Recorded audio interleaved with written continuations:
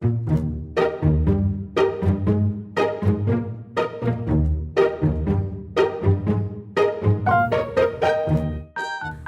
봄을 기록하고 있는 우리는 청춘 예찬입니다.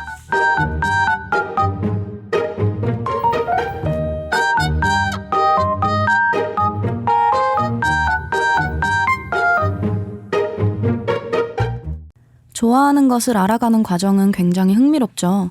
저는 카페에 가면 창가 쪽 자리에 앉아서 지나가는 사람들을 관찰하는 걸 좋아해요.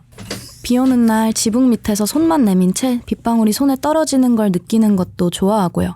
베이킹 실력은 살짝 아쉽지만 빵을 먹는 것도 너무너무 좋아합니다. 그래서인지 누군가가 넌 어떤 걸 좋아해? 라고 묻는 질문도 좋더라고요. 나를 알아가는 시간을 얻은 기분이거든요. 변덕스럽지만 매일 좋아하는 게 바뀌는 제 모습을 보는 것도 꽤나 흥미롭고요. 6월은 좋아하는 것을 발견하기에 참 좋은 계절 같아요. 뜨거우면서도 시원하고 맑은 하늘에 기분 좋은 생기가 도는 게 괜히 들뜬 마음으로 새로운 것들을 찾아 나서고 싶어지거든요. 여러분들은 어떤 걸 좋아하시나요? 푸르름이 한창인 요즘 여러분들께 톡톡 튀는 이슈를 전달해드리기 위해 온 저는 오늘 MC를 맡은 로키고요. 함께 해주실 패널 세 분 모셔봤습니다. 어서 오세요. 네, 안녕하세요. 6월을 맞아서 나들이 하는 마음으로 청춘 PD야에 찾아온 색칠입니다. 와, 네, 안녕하세요. 오늘 예비군 훈련 마치고 군복 입고 녹음하러 온 기린입니다. 와, 안녕하세요. 방학이 너무나도 보고 싶은 치타입니다. 와, 모두 반갑습니다. 다들 굉장히 오랜만인 것 같은데 벌써 6월이 무르익어가고 있네요. 슬슬 더위가 체감되고 있다는 건 바로 이것이 왔다는 얘기겠죠? 그래서인지 이 더위마저 상쾌하게 느껴지는 요즘입니다.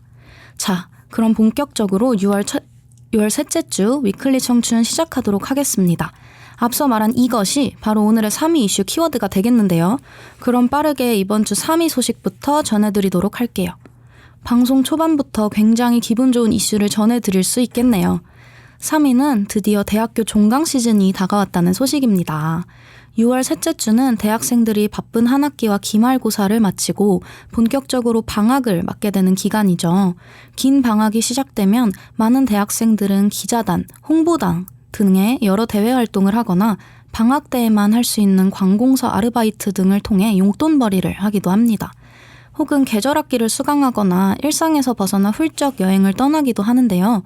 우리 패널분들 모두 종강하셨을까요? 네, 저는 오늘 1교시 수업이 종강을 했는데요. 아, 벌써요? 네, 종강을 했다는 말은 이제 다음 주에 기말고사를 본다는 말이기 때문에. 엄청 빨리 보시네요? 맞아요. 이게 신기하다. 이 과목만 좀 일찍 보더라고요. 그래서 좀 종강이 기쁘면서도 기쁘지 않은 그런 상태입니다. 혹시 그럼 기린님은 종강하셨을까요? 아니요, 저는 아직 종강을 안 했고 시험도 많이 남아가지고 정말 힘드네요. 공부해야 되는데 바쁩니다. 색칠님은 어떠신가요? 저는 휴학을 해서 저는 종강과 상관이 없는 상황입니다. 와, 진짜 부럽네요. 부럽다. 이게 휴학생들한테 방학의 시작이라는 거는 왠지 나만 쉬고 있다는 느낌에서 벗어난 기분이 들어서 좀 씁쓸하게 느껴질 수도 있을 것 같긴 한데 사실 한 학기를 마친 재학생들한테는 이보다 또 기쁜 소식이 없죠. 그럼 혹시 여러분들 이번 방학에 특별한 계획이 있으실까요?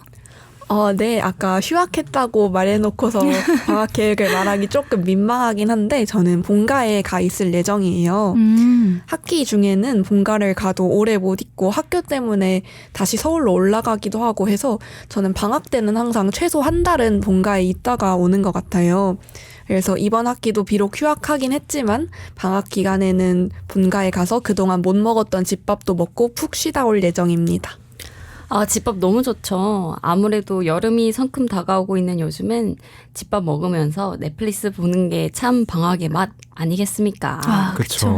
상반기를 열심히 달려온 우리에게 이 정도의 휴식은 선택 아닌 필수죠. 그쵸. 네, 맞아요. 저도 방학 때 주로 쉬면서 재충전을 하는 시간을 가져왔는데요. 학기 중에는 바빠서 못했던 여행도 다니고 친구들도 만나고 색칠님처럼 자주 가지 못했던 본가에 가서 가족들하고 시간도 같이 보내기도 하고요. 특히 여행 가는 거를 제가 좀 좋아해가지고 웬만하면 방학 때마다 해외여행을 가곤 했거든요.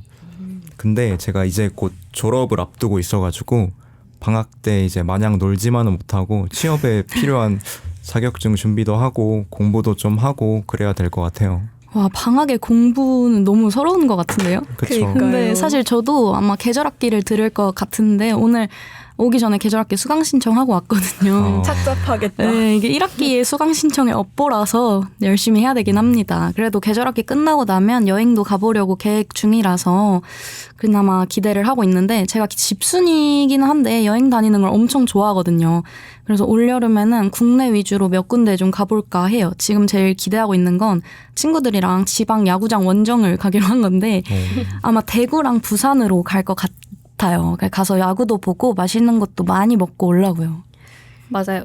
또 이제 로키님 하면 빠질 수 없는 게 야구거든요. 그쵸. 지방 야구장 원정은 쉽게 갈 수 있는 게 아니라 더 색다른 재미가 있을 것 같아요. 그럼요. 다녀오시고 후기도 알려주세요. 아, 그럼요. 저는 아마 이 방학에도 동아리 말고는 아무것도 못하지 않을까 싶은데요. 제가 과 연극 동아리를 하고 있는데 감독을 맡고 있거든요. 멋있어요. 와, 대단한데? 이 자리가 무대의 모든 것을 연출하는 직책이다 보니까 항상 바쁩니다. 아, 방학 기숙사를 들어가서 매일매일 연습을 진행할 예정입니다. 작년에 이어서 맡게 된 직책인데 작년에도 무지 힘들었는데도 그만큼 좋은 추억과 인연이 많이 생겼거든요. 그래서 올해도 바쁘지만 열정적일 제 방학이 기대가 됩니다. 맞아요. 제 친구도 연극 동아리를 하는데 총 연출을 맡았었던 적이 있었거든요. 그래서 방학에도 막 기숙사 들어가가지고 막 밤새 연습하고 제 장난 아니더라고요. 맞아요. 이제 거의 텐트 치는 그쵸. 대박이다. 아, 근데 진짜 잘 어울리시는 것 같아요. 감독이라는 게. 아, 그런가요? 아, 감사합니다. 보러 갈 기회가 된다면 꼭 초대해 주시고요. 사실 대학교 방학은 유독 긴 편이다 보니까 무조건 놀기만 해도 불안감이 생기는 것 같긴 해요. 제 주변만 해도 학기 중보다 방학 때 더 바쁘고 열심히 사는 친구들이 많거든요. 청춘 PD아에도 누구보다 열심히 사는 청춘이들이 함께하고 있잖아요. 그럼 저희도 대학생으로서 할 수 있는 대외 활동이나 봉사, 공부 같은 것들 같이 얘기해보면서 대학생 청취자분들께 방학을 알차게 보내는 팁들 드려보면 좋을 것 같아요.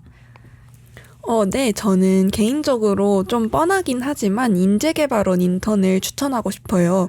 이게 방학 때만 할 수 있는 인턴인데 학교랑 연결이 된 프로그램이라서 되게 믿을만하다고 하더라고요. 그래서 제 주변 선배들도 보면은 거의 다 첫 인턴이 인재개발원 인턴이었다고 하고 제일 쉽게 도전할 수 있는 인턴이라고 하더라고요. 그래서 청춘이 분들도 방학 때 한번 도전해보시면 좋을 것 같아요. 저도 내년 방학 때 한번 해보려고 합니다. 취업 준비를 앞두고 있는 저와 같은 고학년 대학생에게는 더욱 유익한 활동이 될 것 같네요. 저는 방학이라는 특수성을 활용할 수 있는 활동들을 추천해드리고 싶어요. 방학 때는 이제 학교를 안 가잖아요. 그쵸. 네, 그러니까 그 남는 시간들을 활용해가지고 해외 봉사나 국토 대장정 같이 기간이 좀 걸리는 그런 활동들을 경험해봐도 좋을 것 같아요. 학기 중에 바빠서 못했던 여러 공모전에 참여를 해봐도 좋을 것 같고요. 캠퍼스픽에도 공모전이나 대외활동 정보가 많이 나와 있으니까 활용해가지고 찾아보시면 좋을 것 같습니다. 그쵸. 공모전이나 이런 거는 방학 기간을 활용해서 따놓으면 좋은 것 같아요. 저도 올해 여름은 힘들지라도 올해가 가기 전에는 GTQ랑 일러스트 자격증을 따려고 하는데요. 사실 너무 미루고 미뤄왔던 거라서 이제 더 이상은 미루면 안 될 것 같아가지고. 근데 사실은 대학생들한테 꼭 추천하고 싶은 거는 친구들이랑 해외여행을 가는 거예요. 특히 한 살이라도 어릴 때 좀 멀리 가서 많이 돌아다닐 수 있는 곳으로 가는 걸 추천을 하는데 말도 잘 안 통하는 낯선 땅에서 친구랑 좀 다퉈도 보고 양보도 해보고 다양한 경험을 하면서 시야를 넓힐 수 있는 좋은 기회가 될 수 있다고 생각을 하거든요. 그쵸. 저는 특히 약간 영어권 날아가가지고 여행을 하면서 내내는 아니더라도 술 먹으면서 좀 친구랑 영어로 말하고 이러면 진짜 재밌거든요. 그래서 그런 것도 좀 추천을 합니다. 되게 재밌는 경험이 될 수 있으실 거예요. 그럼 로키님께 좀 궁금한데요. 네. 가장 추천하는 여행지가 어딘지 궁금합니다. 저는 다 좋았는데 제일 최근에 다녀왔던 게 괌이거든요. 작년 겨울에. 그래서 거기 가가지고 또 바닷가 술집에서 술 먹고 그게 너무 좋더라고요. 청춘이다, 청춘. 그럼요. 그러니까 꼭 지금 한번. 되게 짧은 문단 안에 술이 너무 많이 등장을 해가지고 제가 요즘에 술을 안 먹은 지 좀 돼가지고 술이 그립거든요. 네, 그래서 괌 한번 가보셨으면 좋겠어요. 힐링도 좋죠. 그쵸. 저는 앞서 말씀드린 것처럼 동아리를 추천하고 싶은데요. 근데 이제 동아리 중에서도 이왕이면 좀 긴 프로젝트를 함께하는 동아리 있잖아요. 네. 연극 동아리인가요? 네. 예를 들면. 그래서 그런 좀 긴 시간을 가지고 하는 프로젝트는 집단 내에서 약간 끈끈한 결속감도 생기고 그쵸. 발생하는 여러 상황을 겪으면서 더욱 성장할 수 있는 것 같습니다. 그쵸. 약간 연극 동아리 뒷광고 들은 것 같은데요. 바이럴입니다. 그쵸. 네. 알찬 꿀팁 좋은데요. 역시 대학생만이 대학생 때만 할 수 있는 일들을 잘 찾아서 주어진 방학 기간을 효율적으로 이용하는 게 좋은 것 같아요. 신나게 놀면서도 꾸준히 자기 개발을 하면서 끊임없이 성장하는 우리 청춘이들 모두 기특합니다. 약간 초등학생 선생님 같긴 한데 다들 건강하고 알찬 여름방학 보내시고요. 네. 자, 그럼 이번 주 6월 셋째 주 2위 이슈로 넘어가 보도록 할게요. 2위로 다뤄볼 이슈는 불거지고 있는 네이버와 재팬 야후 사이의 분쟁 상황에 관한 소식인데요. 카카오톡 같은 메신저 앱을 완성하기 위해 네이버가 개발한 라인이 일본 내 파격적인 인기를 얻게 되면서 많은 문제가 대두되기 시작했습니다. 현재 일본은 라인을 이용해 민원, 세금 납부 등의 공공 서비스까지 처리하고 있으며 이 때문에 라인이 일본 국민들의 개인정보를 보유하게 되었습니다. 문제 상황은 작년 11월 27일 네이버 클라우드가 감염되면서 서버 개인정보가 유출되었고 일본 정부는 이에 자국민의 개인정보 보안이 우려된다는 입장을 보이게 된 것인데요. 여론 상황에 따라 일본 정부는 라인 야후의 지분을 가지고 있는 일본 국내 회사인 소프트뱅크에게 네이버 지분을 매입할 것을 지시했고 기업 간의 문제이기 때문에 나라에서 개입할 필요가 없다는 입장과 선례가 생기면 한국 기업이 서비스하는 모든 국가에서 동일한 요구를 할 수 있게 된다는 입장 등 관련된 여러 의견이 갈리고 있는 상황입니다. 여러분들 혹시 라인을 많이 이용하시는 편일까요? 저는 한 번도 써본 적 없어요, 사실. 그쵸. 저도 안 써봤는데 어떠신가요? 저도 이제 라인 하면 알잖아요. 좀 친숙한 그 이모티콘. 그쵸. 이모티콘. 네, 이모티콘 친구들밖에 모릅니다. 맞아요. 근데 저도 라인을 써본 적은 없는 것 같아요. 그쵸. 네이버 블로그 같은 거 쓸 때 그 말씀하신 이모티콘 쓸 수 있거든요. 그 토끼. 맞아요. 그 정도만 썼던 것 같지 제 주변에도 라인 이용자들이 그렇게 많지는 않은 것 같은데 찾아본 결과 일본뿐만 아니라 많은 나라에서 라인이 사용되고 있다고 하더라고요. 그렇기 때문에 더더욱 우리나라의 기업이 유지될 수 있도록 민감하게 반응해야 한다고 생각했습니다. 맞아요. 그리고 저는 사실 이번 사태로 일본인들이 라인을 그렇게나 많이 쓴다는 걸 처음 알게 됐어요. 당장 우리나라만 하더라도 카톡이 되게 필수적인 앱처럼 여겨지잖아요. 그쵸. 네. 얼마 전은 아니지만 전에 카카오 서버에 문제가 생겼을 때 카톡뿐만 아니라 카카오맵, 카카오택시 등등 전부 마비되어 버린 적도 있고 일본은 우리나라보다도 의존도가 더 심한 것 같아서 정말 놀랐어요. 그래서 기업 간의 문제에 국가가 개입한다는 게 그 말만 들었을 때는 좀 당황스러울 수도 있지만 라인에 대해서 의존도가 강한 편인 일본의 상황을 고려해 봤을 때는 충분히 그럴 만한 상황이라고 생각합니다. 맞습니다. 그리고 저는 이번 사건이 전체적으로 기업 사이의 일에 정부가 개입한다에서 출발한 것 같은데요. 일본 정부가 야후에게 네이버 지분을 사들이라고 지시를 내렸다고 들었거든요. 그런데 우리 국민들은 또 네이버 회사를 지키기 위해 한국 정부가 나서야 한다고 주장하고 있으니까요. 기업의 자율성을 위해서면 확실히 정부는 한 발짝 물러서는 게 맞는 것 같지만 이번 일은 일본 정부가 먼저 나섰으니까 한국 정부도 나서야 한다고 생각합니다. 외국 정부를 이제 한 기업이 오롯이 감당하기에는 무리가 있는 것도 사실이니까요. 그쵸. 저는 개인적으로 이번 일이 기업 간의 문제로 끝날 수 있었는데 이게 정치적으로 커지면서 각 나라 국민들의 반한 반일 정서를 자극하고 있는 것 같기도 해요.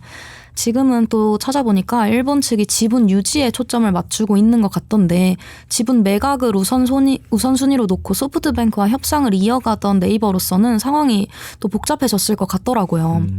어쨌든 대통령이 한일 관계와는 별개의 사안으로 인식하고 있다고 언급하기도 했고 일본 총리도 초기 단계부터 양국이 잘 소통하면서 협력했고 뭐 앞으로도 계속 소통할 것이라고 말한 만큼 정치적 감정과 잘 구분해서 해결되었으면 좋겠다는 생각이 들었습니다. 네, 맞아요. 또 국가는 국민을 보호할 의무가 있고 개인정보 유출은 현대사회에서 매우 민감한 문제 중에 하나라고 생각하기 때문에 네이버는 이에 대한 책임을 지고 재발 방지를 위해 노력해야 한다고 생각합니다. 그쵸.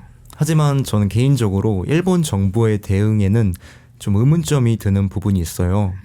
이 문제를 계기 삼아서 네이버의 라인 경영권을 압박하는 것은 다소 과한 개입으로 보일 여지가 있기도 하고 자국 기업의 이익과 보호를 위한 의도가 있는 것은 아닌지 하는 의구심이 드는 부분입니다. 맞아요. 이게 라인 메신저 이용자와 거래처 종업원 등의 개인정보 유출건이 추가 조사까지 합하면 거의 51만 9천여 건에 달한다고 하던데 사이버 보안 문제에 따른 개인정보 유출은 개인과 사회를 넘어 국가 전역에 악영향을 미치기도 하는 만큼 이용자들의 불안함이 증대할 수밖에 없더라고요.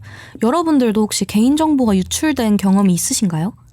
제가 진짜 이거에 대해서 할 말이 너무 많은데 뭐죠? 제 일은 아니고 친구가 얼마 전에 겪은 일이거든요. 네. 제 친구가 얼마 전에 명의가 사기에 연루된 적이 있어요. 진짜 큰 일이었거든요. 친구가 당근마켓 같은 데서 중고거래를 되게 자주 하거든요. 네. 근데 중고거래 할 때 그 계좌를 그 채팅으로 보내잖아요. 그렇죠, 그렇죠. 그러다가 개인정보가 유출이 됐는지 사기꾼이 친구 이름이랑 번호를 가져다가 사기 거래에 사용을 한 거예요. 그러니까 친구가 사기꾼인 것처럼. 그래서 사기 당한 피해자들이 제 3자인 제 친구한테 연락해서 따지고 화내고 그래서 그것 때문에 친구가 한동안 경찰서도 다녀오고 하느라 엄청 정신이 없었더라고요. 그래서 친구가 그렇게 고생을 하는 걸 보니까 화도 나고 걱정도 되고 진짜 개인정보라는 게 우습게 봐서는 안 되는 거구나라고 생각을 했어요. 그렇죠. 그리고 그런 사기로 신고당하면 제가 알기로 가지고 있는 모든 계좌가 정지되는 걸로 알고 있긴 하거든요. 그러니까 이게 가벼운 일이 아니더라고요. 저는 이거는 반대 입장인데 네. 저도 이게 할 말이 많거든요. 제가 20살 될 때 전화번호를 바꿨단 말이에요. 네네. 근데 지금 번호를 썼던 그 전주인 되는 사람이 개인정보를 안 바꾼 건지 그 사람 이름으로 된 연락이 계속 날아왔단 말이에요. 그러니까 보험 안내랑 카페 적립금이나 뭐 자동차 검사하라는 그런 안내 같은 게 다 저한테 날아와서 어쩌다 보니까 제가 그분의 제 얼굴 빼고 다 알거든요. 이름, 뭐 사는 곳, 직장, 차 번호, 자주 가는 카페, 보험 처리 어떻게 했는지 이런 거 다 알고 있단 말이에요. 이게 진짜 나쁜 사람이 마음만 먹으면 어떤 식으로든 악용할 수 있을 것 같은 일인데 전화번호 하나가 진짜 이렇게 무섭습니다. 그래서 계속해서 연락이 오거든요. 모르는 사람한테 전화도 진짜 많이 오고 그래서 혹시라도 전화번호 바꿀 일 있으시면 그 전화번호 기입하셨던 내역들 잘 확인해서 이제 다 수정하셔야 돼요. 특히 택배 관련 전화 연락이 진짜 많거든요. 맞아요. 아니 또 로켓님 얘기 들으니까 생각나는 게 있는데 네. 며칠 전에 제가 그런 문자를 받았거든요. 생일 축하합니다. 이런 문자가 곳곳에서 날라와요. 치과부터 시작해서 이제 맞아요. 근데 그게 올해만 그랬던 게 아니라 작년에도 그랬고 이제 재작년도 그랬고 이제 생일 축하 메시지를 너무 많이 받아가지고 이제 약간 1년에 생일이 2번인 것처럼 살아가고 있습니다. 저는 그 전 주인이 뭘 했는지 모르겠는데 그 주식 관련된 연락이 주식 관련 스팸이 진짜 많이 오거든요. 아이고. 그래서 진짜 위험해요. 이거 조심하셔야 맞아요. 돼요. 맞아요. 진짜 조심하셔야 돼요. 물론 저에게도 해당되는 말인데요. 사실 제가 지금 민증을 잃어버린 상태예요. 아이고. 지갑을 통째로 잃어버렸거든요. 아이고. 요즘은 모바일 신분증이 워낙에 잘 돼 있잖아요. 그쵸. 그래서 새로 재발급 받을 생각도 안 하고 있었는데 이건 안 되지. 근데 며칠 전에 로이님께서 민증으로 대포 통장이 만들어질 수도 있으니까 얼른 분실 신고를 하라고 하시더라고요. 맞아요. 아, 대포 통장까지는 생각을 못 했거든요. 진짜 듣자마자 헉 했던 것 같아요. 그쵸. 맞아요. 저도 이제 평소에 개인정보 유출에 대해서 별 생각 없이 그렇게 살고 있었는데 작년 한 이맘때쯤에 갑자기 이제 보이스피싱이 엄청 많이 오는 거예요. 이게 어떻게 왔냐면 검사님 사칭을 해가지고 본격적인데요? 네, 검사님이 이제 제 통장이 뭐 사기 행위 연루됐다 막 그래가지고 처음에는 그냥 무시했는데 한 2번, 3번인가 계속 오는 거예요. 그때 이제 내 정보가 털렸구나 드디어. 드디어. 그렇게 생각을 했죠. 근데 정말 그 사람들이 제 이름하고 생년월일하고 전화번호랑 뭐 그런 것도 다 알고 있어가지고 그때 조금 소름이 돋았던 것 같아요. 이게 잘못하면 정말 위험해질 수도 있겠다. 조심해야겠다라는 생각이 저도 그때 처음 들었던 것 같습니다. 맞아요. 저도 저희 부모님한테 그러니까 분명히 아는 사람 연락으로 부고 문자가 날아온 거예요. 그거 요즘 진짜 많더라고요. 요즘 진짜 많다고. 근데 링크가 있는데 제가 듣기로는 그 링크를 클릭하면 연락처에 있는 사람들한테 연락이 그 똑같은 부고 문자 같은 게 또 간다고 하더라고요. 그래서 그런 것들도 요즘에 너무 많아서 진짜 조심해야 되겠더라고요. 안일하게 생각했다가는 진짜 큰일 날 수가 있겠어요. 그래서 항상 경계하고 또 조심하셔야 될 것 같습니다. 기술이 발전함과 동시에 개인정보 해킹 또한 다양한 수법으로 삶에 다가오기 때문에 청취자 여러분들도 자나깨나 불조심 아니죠. 개인정보 유출 조심 항상 하시길 바랄게요. 자, 그럼 셋째 주 2위 이슈였던 네이버와 재팬 야후의 분쟁 이야기는 여기서 마무리하도록 할게요. 자, 그럼 이어서 마지막으로 주간 1위 이슈를 공개하도록 하겠습니다. 6월 셋째 주 1위는 학폭 가해자 대학 입시 0점 처리에 관한 이슈입니다. 최근 성균관대와 서강대에서 학폭 이력이 있는 지원자의 경우 총점을 0점 처리해 응시 자격을 박탈하는 강력한 지침을 발표했습니다. 학교폭력 가해 학생 조치 1호에서 9호 중 2호 조치부터 위 지침을 실행하기로 하였는데요. 작년 8월에 발표된 2026년 대입 기본 계획에서 학교폭력 조치사항 대입 반영에 관하여 학교폭력 기록 방법이 개선되었고 이로 인해 해당 지침의 변화가 발생하게 된 거죠. 이외에도 여러 대학에선 다양한 입학 전형에서의 불이익을 주는 등 추가 방침을 발표하여 학폭 가해자들의 대입을 제한할 것으로 밝혔습니다. 네, 학교폭력은 정말 다양한 차원에서 예방을 하고 있다 그렇게 말하지만 근절이 정말 어려운 문제죠. 그래서 관련 뉴스를 볼 때마다 항상 마음이 좀 아픈 것 같아요. 맞아요. 예전부터 촉법소년 처벌이나 솜방망이 처벌에 관한 논란이 끊이지 않고 있잖아요. 그럼에도 불구하고 학교폭력 사례가 계속해서 발생하니까 안타까운 사실이 아닐 수가 없습니다. 그렇다면 이 대입 제한이 앞으로의 학교폭력 사태를 해결해 나갈 수 있을 것이라고 예상되시나요? 다들 어떻게 생각하실까요? 저는 학폭 가해자의 대입을 제한하는 것만으로는 학폭을 완전히 해결할 수는 없다고 생각합니다. 이 제도가 학폭 가해자로 처벌받은 그 기록이 있어야지 불이익을 받는 걸로 알고 있는데 그쵸. 네, 사실 지금도 보면 처벌받지 않는 그런 학폭 가해자들이 훨씬 많거든요. 맞아요. 이게 또 단순 교내 징계로 끝나는 경우도 되게 많고요. 사실 마음 같아서는 학폭을 저질렀다 하면 바로 이제 학교 못 다니게 하고 신상 공개 딱 해버리고 취업도 못하게 하는 게 제일 좋을 것 같은데 맞아. 이게 또 현실적으로 쉽지가 않은 부분이 있기 때문에 그럼에도 제도적으로 명시하여 개선해 나가는 모습 그 자체는 바람직하다고 생각합니다. 맞아요. 저도 이 제도로 100% 해결이 가능하다까지는 아니지만 이렇게 명시함으로써 어느 정도의 제재는 가능할 것 같다고 생각을 해요. 왜냐하면 한국 사회는 입시에 굉장히 민감하잖아요.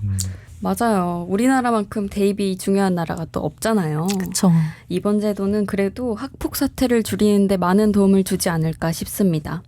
그러나 한편으로 우려되는 건 대입에서의 제한이 대학 진학의 목표가 아예 없는 가해자가 저지르는 폭력까지는 막지 못하지 않을까 하는 생각이 들어요. 맞아. 이 방면에서는 사법체계에서 해결이 이루어져야 된다고 생각합니다. 대입 제한이라는 기사를 보고 나서 사실 이걸 이제야 도입했단 말이야? 라고 맞아요. 생각도 했고 대입 제한이 이렇게나 화제가 되고 있는 사회가 조금 안타깝기도 했는데요. 그만큼 우리나라가 대입이라는 것에 얼마나 얽매여 있는지 보이는 것 같아가지고 약간 마음이 좀 안 좋더라고요. 그쵸. 대입 제한이라는 타이틀이 붙으니까 이제서야 학교폭력 근절에 관한 관심도가 올라가는 게 진짜 아이러니한 것 같아요. 저도 마찬가지로 사실 완전히 문제를 해결하기엔 어려움이 있지 않을까 싶은데요. 이게 근본적인 해결법이 아니잖아요. 그렇죠. 이게 오히려 괴롭히는 방식이 더 교묘해지면서 아까 기리님이 말씀하신 것처럼 처벌을 아예 안 받는 방향으로 가는 게 아닐까 걱정이 되기도 합니다. 그래도 현재 솜방망이 처벌보다는 훨씬 나은 처분이니만큼 제도를 더 확대해서 다양한 대학들이 다양하게 적용을 좀 해준다면 장기적으로는 그래도 어느 정도 도움이 되지 않을까 생각을 하긴 합니다. 맞아요. 아까 치타님이 말하신 것처럼 우리나라 한국 사회가 대학 입시에 굉장히 얽매여 있는 편이다 보니까 그쵸. 대입에 문제가 생기는 걸 막기 위해서 심한 갑질이 일어나거나 제도를 악용하는 사태가 벌어질 것 같아서 정말 걱정이 되긴 합니다. 저도 이런 사례들에 미리 대비할 수 있는 좀 더 강경한 대응책이 꼭 필요할 것 같아요. 맞아요. 모두에게 대입이라는 것이 얼마나 치열한지 아니까 경쟁자를 제거하기 위해 아니면 친구 사이에서 관계적인 복수를 하기 위해 의도적으로 학폭 신고를 하는 사례가 생길 수도 있지 않을까 우려가 되는데요. 맞아요. 하지만 늘 말하는 건데 이제 나쁜 제도는 없다고 하잖아요. 네. 제도가 나쁜 것이 아니라 그렇게 악용하는 사람들이 나쁜 거니까요. 우리 모두 제도가 제도로서 잘 기능할 수 있도록 노력하면 좋을 것 같습니다. 네. 그리고 사실 모든 법률이 악용될 소지가 존재하잖아요. 그쵸. 이게 여럿이 담합해가지고 허위적으로 신고를 할 수도 있고 이로 인해서 억울하게 가해자 낙인이 찍혀버리는 사람들도 있을 수 있을 것 같아요. 그렇기 때문에 시행하는 과정에서 어려움이 발생하게 된다면 적극적으로 개선을 검토해야 한다고 생각합니다. 앞으로 좀 더 지켜봐야 할 것 같아요. 맞습니다. 이게 증거가 남지 않는 방향으로 더 교묘하게 괴롭히거나 뭔가 사소한 다툼인데 학폭 사건으로 부풀린다거나 하는 일들이 늘어날 가능성도 무시할 순 없죠. 이게 그렇게 되면 오히려 처벌 대상을 골라내기가 어려워지는 게 아닌가 하는 걱정도 좀 들더라고요. 긍정적인 방향으로 변화하길 원한다면 기린님 말씀대로 이러한 부분들을 조금씩 더 보완해야 할 것 같습니다. 대입 제한 방침이 악용 없이 부디 학교폭력 감소의 결과를 가져왔으면 좋겠네요. 어쩌면 사람과 사람 사이엔 어느 정도의 적당한 거리가 필요한 것 같아요. 적당한 기대와 적당한 관심, 적당한 거리에서 두고 보는 마음 같은 것들이 필요하다는 생각이 들 때가 제법 있거든요. 우린 모두 각자 다른 사람들이고 각자의 궤도에서 각자의 색을 가지고 사는 사람들이에요. 처해 있는 환경, 가치관, 성격, 이 모든 것들이 다 같을 순 없죠. 그래서 때론 우리가 정말 잘 맞을 거란 기대는 꽤나 무의미하게 느껴집니다. 그러니 굳이 나와 다르다고 해서 찌푸린 눈빛으로 바라보며 감정 소모를 할 필요도 상대에게 무언가를 크게 바랄 필요도 딱히 없는 거죠. 너무 가깝지도 멀지도 않게 서로를 곁에 두기 딱 적당한 온도에서 있는 그대로 봐주는 게 세상의 균형에 맞는 것 같다는 생각이 드는 오늘이네요. 주간에 톡톡 튀는 이슈 업데이트, 한층 더 라이트해진 청춘이들의 이슈 주간지, 6월 셋째 주 위클리 청춘은 이쯤에서 인사드리도록 할게요. 그럼 저는 지금까지 MC 로키, 색칠, 기린, 치타였습니다. 안녕.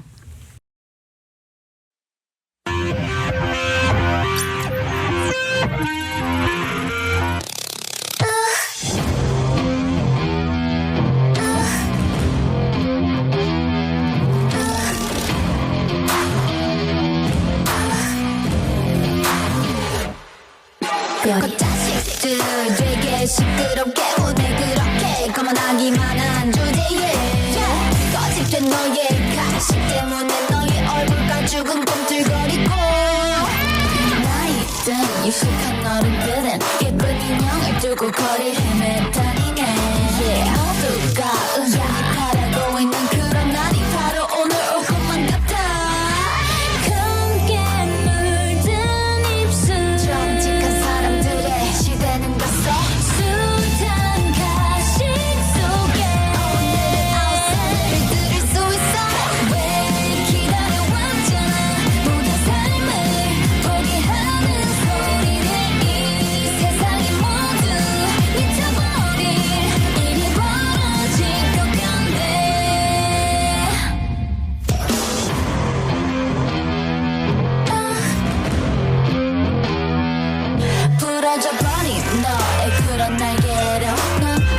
나를 볼 수 있다 생각하나 모두를 뒤집어 새로운 세상이 오길 바라네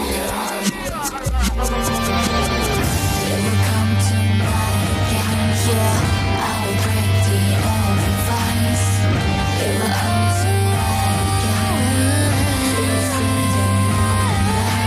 너의 심장은 태워버리고 너의 그 날카로운 발톱들은 감추고 돌이킬 수 없는 과거와 모두가 잘못되어 가고 있는데